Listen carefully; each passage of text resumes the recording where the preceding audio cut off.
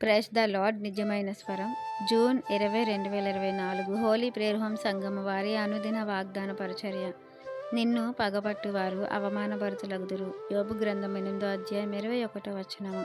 ప్రియమైన దేవుని వారలారా, మన మీద పగపట్టేవారు, మనకు శత్రువులుగా ఉన్నవారు, మనకు వ్యతిరేకంగా మన మీద తిరగబడేవారు అవమానభరితులవుతారని దేవుని వాక్యం సెలవిస్తుంది.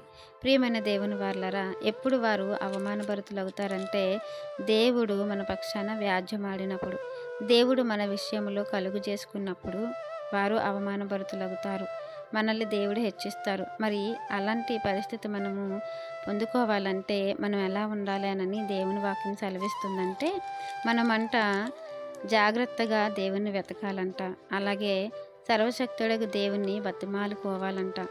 ఇంకా మన పవిత్రతను, మన యథార్థతను కాపాడుకోవాలంట. ఎప్పుడైతే దేవునికి నచ్చినట్లు మనం ఉంటామో నిశ్చయముగా ఆయన మన యందు శ్రద్ధ నిలుపుతానంటున్నారు. అలాగే దేవుడు మన నీతిని బట్టి, మన నీతికి తగినట్లుగా, మన ప్రవర్తనకు, మన యొక్క యథార్థతకు, మన యొక్క భయభక్తులకు తగినట్లుగా మనల్ని వర్ధిల్లింప చేస్తానంటున్నారు.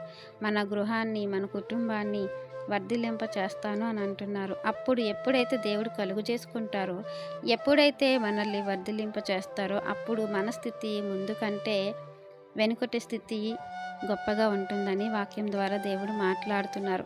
ఎప్పుడైతే దేవుడు మన జీవితంలో కలుగు చేసుకుంటారో, మన పరిస్థితులలో ఆయన వ్యాజ్యమాడతారో, అప్పుడు మన శత్రువులు లేదా మన పగవాళ్ళు అవమానభరితులవుతారని నమ్మి దేవుని మీద ఆనుకున్నప్పుడు ఇటువంటి చక్కటి వాగ్దానం మన జీవితంలో దేవుడు నెరవేరుస్తారు. కాబట్టి ఈ వాగ్దానం మనందరి జీవితంలో దేవుడు ఫలింపజేయాలని ఆశపడుతున్న వారు దైవజనులు బ్రదర్ పి నెహెమియా గారు. God bless you. ఆమెన్.